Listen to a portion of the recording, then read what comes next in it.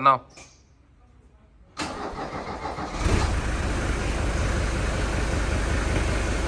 Hi guys, welcome back. Today we're working on this Contessa and they all seem to have this lock problem because the water drains into here, it goes into the door and we are locked out of the back door, so we're not able to access anything and the door card doesn't come off, so all we can do is loosen it so we can get our hand in, and now we have access to the lock. So hopefully we can open it after this, after we figure out which lever opens it up. But this is one of the challenges with working on the Contessa. Let's see, hopefully this works. Nope, we're gonna have to try some more stuff. So yeah, we opened up the door card, we got it off as much as we could. We can't completely take it off. And we have a couple of nuts over here that are barely accessible. So because we had access and we were able to get the window down, we could put our hand through, slide it through and get it into here. Remove the two nuts, very tight space. Now we're going to put some WD-40 on the latches. Hopefully that will free whatever the problem is. And we'll get access to the car and we'll be able to open up the locks. So we've got this extending claw. This is something we got from Mr. DIY. You press it like this and this opens up. So this is one tool that helped us out. And also just trying to get through. But we're going to open it up and show you how we do it after we figure it out. oh, Through this window where the door handle used to be, we can see all the latches and levers and we're able to get access to the inside. So what we're going to do is we're going to put some light on, try to understand the whole latch, and I'll show you guys a video later of how we do this. There we go. So what we had to do was we had to push the lock lever a bit to the side, because otherwise if the lock is engaged, the hammer of the handle goes to the side and it doesn't push anything, it just goes. So we'll show you that and you guys will understand. yeah. So over here we have the latch. This activates the lock. Sorry, this is the latch that opens and closes the door. But over here, if you can see, one second, bring the camera a bit lower. Over here, if you can see, there's another hammer that doesn't let it engage. So when we move it, it just moves freely.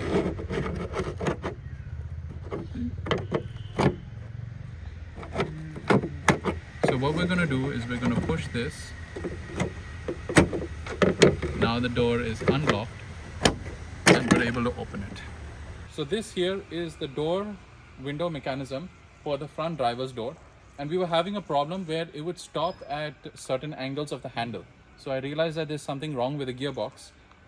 It would take us too long to get this, maybe 2 weeks or something, because it would come from most likely Kolkata.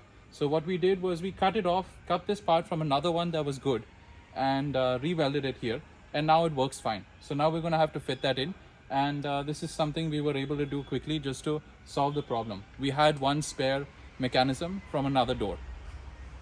We've been working on the Zen for quite a while and there have been a lot of snags, but now what we're going to do is we have to pick up another car in order to interchange things till they work, and it looks like we have one, but we have to drop off another car to exchange the parking spot. So we actually fixed up the Vauxhall. The Vauxhall over here had a few problems with the brakes.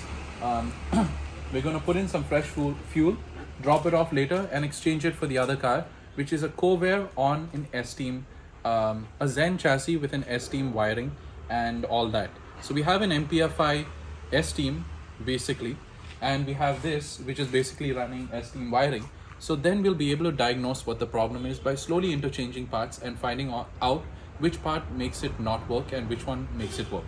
So hopefully that works out. We got another, this is a Ford Tourer, an interesting car that came here for unloading. We didn't have any work on this one. And right now we're working on the 124.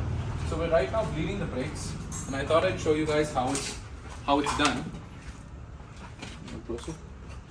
So we've taken off, we plan to open up the piston, clean it up and get rid of all the rust that is locking it in place. So what we'll do is we'll first pump the brakes on one side and see which piston is freeing up first. So one will move earlier than the other. Usually that's what happens. and we might have to bleed it a few times or give it some slight impact on the sides. You have to make sure you don't break the piston edge. So this has two pistons. We're going to have to see which one moves first. Let it come out a bit, then lock it again and pull it in with this C-clamp. So we'll put it like this, let it go in a bit, and then let the other one loosen up. And we'll slowly loosen both, let them come out a bit. And even if one is not fully out, we'll have a solution for that, which we'll show you guys after a bit. Okay. Now we're going to pump the brakes. Pump! You can see this piston moving. Stop! I'm going to take this clamp.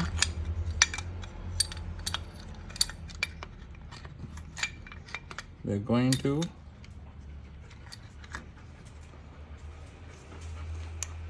tighten this. It'll bring this piston back in. Pump.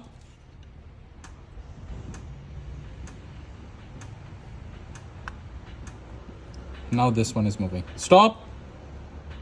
And now it's free to open up. So we clamped one, then freed the other. Once one was extended, we put the clamp here, and this one was able to come out. And now one will come out and we'll be able to free it with a bit of compressed air. Pump.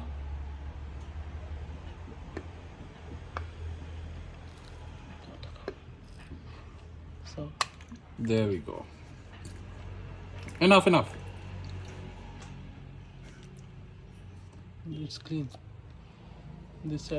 So this half brake caliper, the piston is still stuck, and to get it off, we can't really pull it out like this. There is a trick where we used a bit of compressed air. So we wrap it up. We've also blocked the inlet and the bleed pipe. Bleed pipe is closed. Inlet is shut with a nut, with a bolt. We take this, and we've got these two passages for the brake fluid. So make sure that this is safe. When it comes off, it shouldn't fly. Now we can take this. There we go. It just pops out of place. And I can see all the rust that was there. And we can clean this up with a cloth and get it done. It looks like the seal is good, so we can reuse that. All we have to do is clean this up and clean up this area here, because it does have a bit of rust. So we've taken the discs, got them skimmed, we serviced the calipers, but now we needed new pads and we also needed new brake shoes. So we've ordered those from Bombay. We'll be getting them today. In the meanwhile, we have another two of our vehicles that we're working on. Right now, we're working on this. The block was giving some exhaust gases. Compression was leaking from the head. So we found that one of the studs was loose and the thread was gone. We've given that to the lathe shop and they're going to repair it, and we'll put the block back onto the engine. We're also changing another one of the studs that wasn't there. And in the meanwhile, we're working on this car. So this is another car of mine that we're getting back on the road. We are doing a bit of body work, changing all the rubbers and servicing the brakes. But we're starting off with the brakes. So we have to jack up the car, remove the wheels, check what's needed, and probably skim all the discs. So we'll start off with that. We've been working on the Mercs, both of the Mercedes, in parts because we have less jack stands. We don't have our lift free. Probably we'll get it free next week, hopefully, since it stopped raining. But we're right now freeing up the brakes. The main problem with a 123 is the brakes, and they do jam up. There are different manufacturers of brake calipers. There are different piston sizes, especially in the front. The back, I think, is the same. On this car, I've used 126 brake calipers because they matched, and I also had a 126 donor, so I used the discs. If I remember correctly, I've taken the discs off of that car. I've taken the calipers also. But in the front, what I gained by changing the calipers was ventilated discs. If you take a facelift 126 or certain models, you get a bigger diameter also, and you can also, that means that you get better braking power. But ventilated discs only means that you get less brake fade. So it cools better when you have ventilated brakes. So this car is running 126 brakes. It's a bolt-on mod. You just have to change the calipers and the discs at the same time. We've got the discs skimmed on this car, but right now we're freeing up the brakes and checking what it needs. This doesn't seem like it needs a rebuild, So what we're going to do is we're going to clamp this again and close it, but it's freed up equally, and it really hasn't gotten stuck anywhere. So what we're going to do is put this back in, just let it go in and out a few times, and we'll know how free it is. Bleed it, any of those little sediments would clean out, and we should be good. If it still gives a problem, we'll have to open this up and service it to make sure. Right now we could do the service, it won't take us too long, just an hour or so. So we might do that, but we're going to go to the next side, do that up, and put the wheels back if everything is all right. Now we're going to change the drum brake shoes. It's a bit challenging. Sometimes you need two people. I've got Om to help me over here. We've got these two springs. The kit comes with quite a few things. First of all, these shoes, which we're going to change. And the system's a little complicated because it has springs to retain it. So these springs go through these holes over here. And you have to press it in using a plier through this hole. You have to press it in, turn it, and the hook releases. So that's what we're going to do. We're going to have to push this. This retains the shoe in its position. Then you have these over here. This goes on the bottom side. So this is keeping it from the side that pushes. That's over here. So you're going to have to put that. That's a bit challenging. So you've got to first put it in, run it through, and then hook on the other one. And then the other challenging bit is putting this spring, which I had to open up a bit. So first you put it into the shoe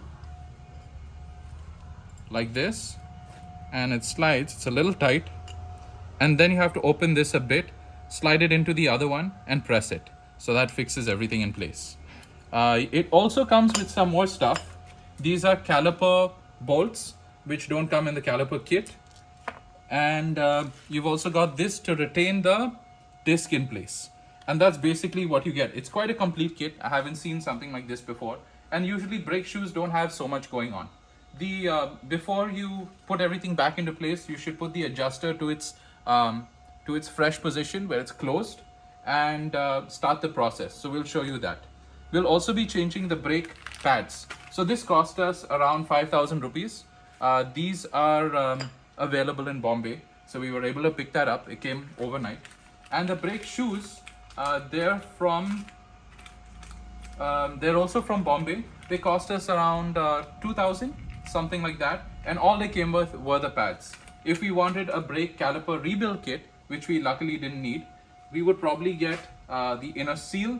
We'd get the dust cover. We'd get these little pins that connect, that keep everything in place, and a retaining spring, which doesn't allow it to rattle. The bleed nipple comes separately in case you need it. In this case, we don't. So all we're going to change is these pads and the whole kit for this brake setup here for the drums. So we go like this, put this through the hole. There we go. That's the spring. There we go. Spring has come out. That's one. Second one the same way. Okay, it's come out. So now we have these two springs. Now we're going to have to release one of these. This will probably be the easier one to release on the top. So we use this. We need a plier. We'll need a fatter plier over here. We need the nose plier for all these little things. A fine one that can go through these locator holes. And this would get the spring off. You might need some more tools here and there. Things to keep things in place and straight. And possibly a friend to help you out, because it is a bit challenging to do both the jobs together. Moving the pads, moving the shoes, and also putting the springs in place.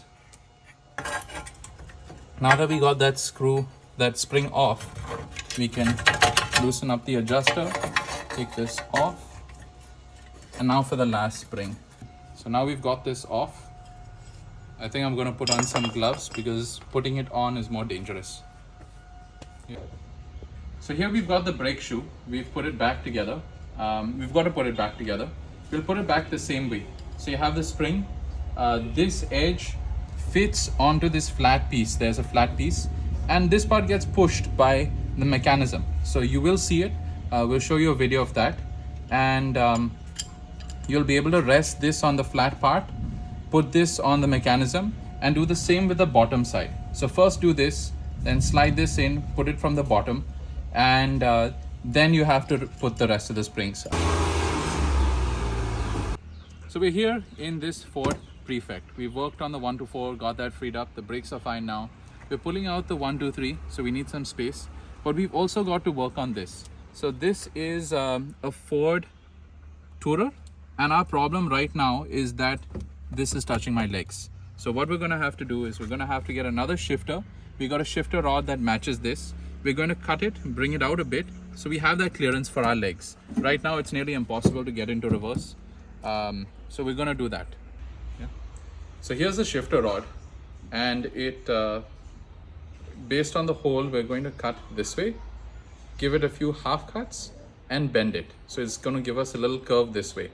Then we'll give it slits on the other side and bend it the other way.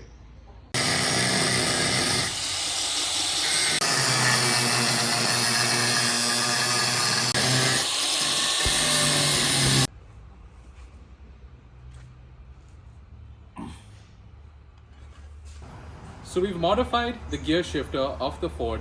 We gave it some slits and bent it in 2 places. Now it's straight again. And this will let us drive it more easily. It has a few changes to make it more practical and usable today. And this is one of the things we had to do so we could shift properly. The reverse is a bit difficult to get to. Hopefully this helps us out enough and we find enough space to be able to shift the gears freely. So once we fix this, we might be able to take that for a ride, I'm not sure, and show you guys what the car is all about. So here's the modification to the shifter. Now it goes in reverse and everything without me having to remove my leg, and it works fine. So we're going to put in first, neutral, a little difficult, less space.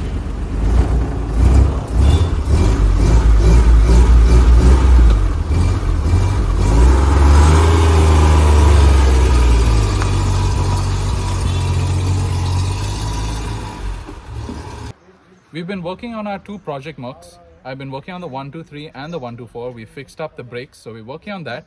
The car will probably start it up. We've not started it up for about a year or more, the 123. The 124 starts fine. We changed the glow plug, so it's good. But we had a problem with our daily driver, which is the Neo. I believe we've blown the charger. So what happened first, it started sizzling, and then there was an explosion. There's dust everywhere. So we're going to have to check it out. Yeah, it looks like the explosion was somewhere here. We'll check it out and figure what is wrong with it, and probably send this for repairs. We can't do it ourselves. There are some diodes, there's probably a lot of stuff in there, because it converts AC voltage to 48 volt DC and 12 volt DC. So it charges both the sets of batteries, the one under the seats, which powers the car, as well as the other one for the ancillaries, which is in the front. So we're going to swap this, send it for repairs, and see how that goes. Hopefully that fixes the problem. Okay. So we've taken out the charging unit. It's got a heat sink on the bottom and a couple of fans to give it fresh, cool air. So this is what helps it cool down. It looks like it's blown up. It smells like it has. So we're going to have to send this for repairs, and they're going to check if it can be. Otherwise, we'll have to get a replacement. Next up, we're going to be working on my 123. So this car, I've had it for maybe 10 years. I've driven it around a lot, and it has been kept aside for a bit because I wanted to work on it myself. I want to do the body work myself, and that's what we're going to do next. But this time what we're going to do in this video is we're going to start it up. We're going to start it up. It's been more than a year since it was last started. We're going to service it, change whatever parts we can, and get it on the road. But what I plan to do with this is I plan to make it a rolling restoration. So we just keep working on things as we go, fixing it up till a point where we can just paint it and it can be nice in one shot.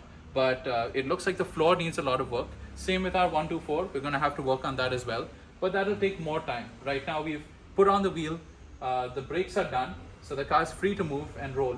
But we will have to put spacers to make sure it looks good with these widened fenders we're making. So that's a bit of a struggle, and it's a very messy job. That's something we wanted to do outside, and considering how much rain there is, it wasn't possible for us to do it inside. The whole place gets dusty. So we do need to do a few upgrades. That's probably later. But for now, we're going to just start this up.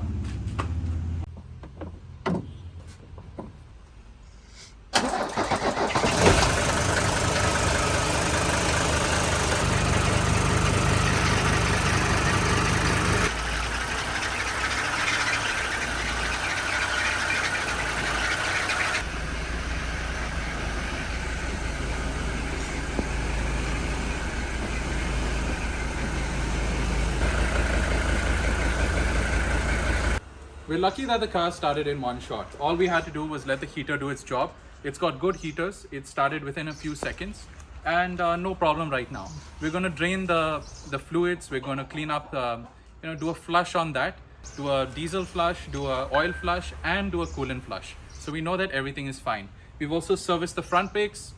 They were serviced earlier, no problem there. The back brakes were a bit of a problem. This caliper is still bad, so I'm searching for a replacement. Hopefully we have something in our parts bin, and we have a lot of parts left over. So hopefully that works out. Next up, we're going to clean this up and get to figuring out where to take it next. I believe that we'll have to do the running boards. So over here on the other side, it's quite bad. So we'll start with the floor. We'll start with doing the bottom end of the car and later on doing the paint on it. For one, we're going to have to take off the bonnet and probably fix up a few patches there. The bonnet isn't closing because of the hinge. So we're going to have to fix all that, take it off, clean everything up and just make sure everything's done right this time and restore it to whatever capacity we can and do it right. So first we're going to just get it mechanically sound, do the floor, make sure it's structurally fine and then do the paint later on. So thanks for watching. I hope you guys enjoy the video and we'll see you guys next time. Bye bye.